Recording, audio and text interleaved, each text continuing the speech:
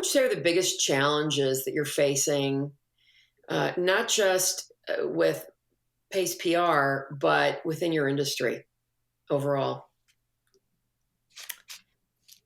Um, well, the media, and I will take publishing, magazines are closing left and right, or they're scaling way, way back on Mm-hmm. issues. So, Mm-hmm. in terms of real estate, when it comes to print, Right.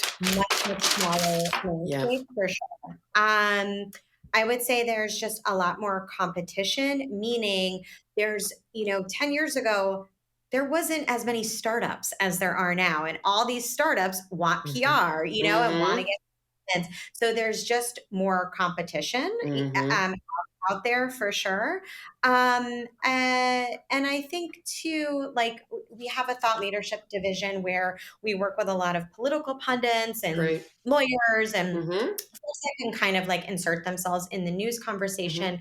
But the news is really intense. It was either like Trump 24/7, pandemic 24/7, now it's Yeah. Ukraine 24/7. Right. I just remember 10 years ago, 12 years ago when I started, on any given cable news network, on any given hour, there would be a political story, but then there would be a foreign policy story, a legal story, a health Mm-hmm. story, a tech story. There was just like a little more diversity in Mm-hmm. terms of what the news was covering. Mm-hmm. So again, I think that real estate has sort of shrunk a little Yeah. bit. Yeah. Do you have a particular, what you would consider an ideal client that you take on that you know you'll be able to be successful with? Well, we have several, and I would say that for me, folks who have a really strong background steeped in politics, Mm-hmm. or medical or health, just given this exact moment in time, Right. we do very well with.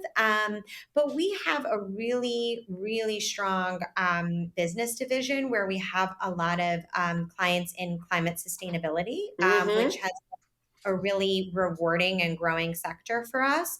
But we also have a very robust lifestyle division where we have health experts, fitness products, Mm-hmm. authors. So it has to be somebody or someone, or a company that does really great work and that we believe in, Right. and that has a story to tell. If they have a Mm-hmm. story to tell and they're willing to kind of like be part of the national conversation, we can be successful and get them in there.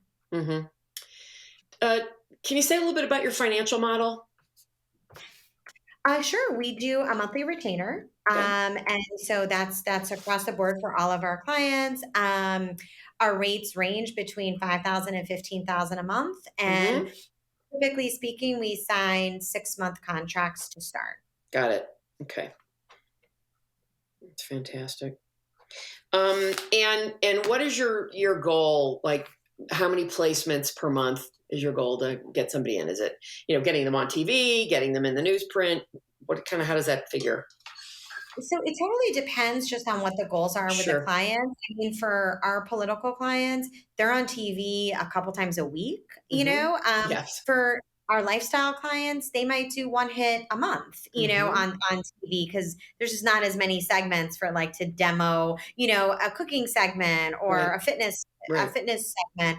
But I would say, on par, most of our clients have several meaningful press placements per month. So that's kind of what we strive for. Fantastic.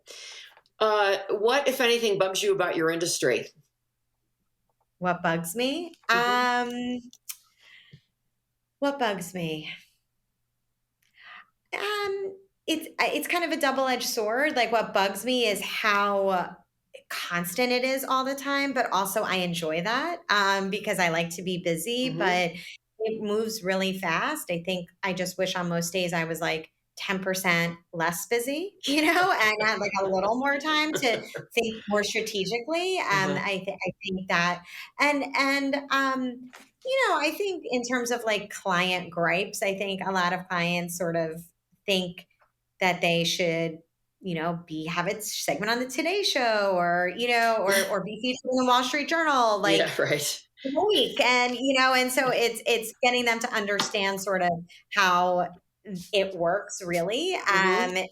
is something that is a Right. bit of a struggle. Well, and being on the Today Show might be all fine and dandy, but is depending on the person, is that their audience? A hundred Other than percent. other And than them to say, yeah, I was on the Today Show. Well, if my audience isn't there, well, then who cares? Why would I want to be on the Today Show? And I think there's a lot of work we do in terms of like educating our clients. Most people like, listen, what we do is not rocket science. Like, anybody can be a consumer of the news, a consumer of the media, and have their Hmm. thoughts and opinions. But we have the decades of experience Hmm. to tell. I always tell this story.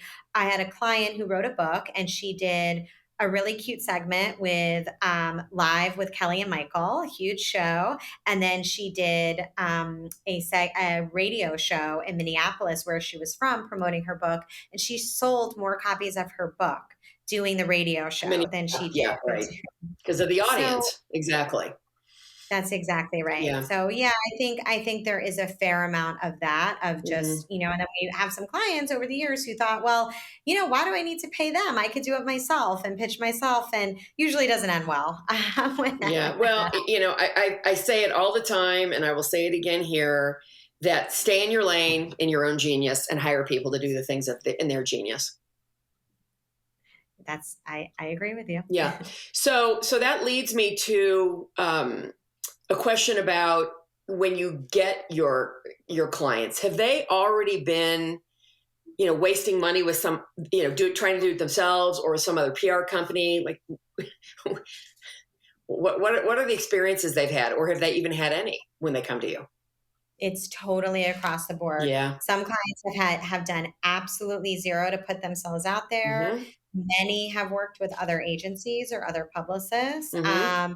and some have done it themselves and done a good job. I think most companies who are ambitious about growing Hmm. at some point wind up hiring a PR firm or a Yeah. publicist. Yeah. And I think, listen, what we do is so personal that Hmm. it makes sense that sometimes it takes a few tries before you can find the people that you really vibe with. Hmm. It's not going to be a good fit for every single, person you Hmm. try to work with. Right. But when you find that connection, I think then for at least what we've seen is it really grows into a long-standing relationship, Hmm. because we try to always really partner with our clients and Yes. really try to understand who they are and what's Hmm. important to Hmm. them. That's what's going to make a successful relationship Right. in PR and the media. And Annie, it's the same thing that makes a successful hire for you. All those Oh, same things. 100%. Like I always say, one of the top traits I really look for is just curiosity. Hmm. I want people to be curious about Hmm. the industry, about their clients, about the media outlets they're pitching. If you don't have that sort of Hmm. desire to just keep learning and Yeah. to grow with your clients and with your colleagues, you're not going to probably go too far in your career. Right. Carol Schultz here. Thanks for watching this excerpt from Authentically Successful. The conversation doesn't end there. So if you want to hear this episode in full and all my conversations with many other successful founders and CEOs, please visit verticalelevation.com/podcast.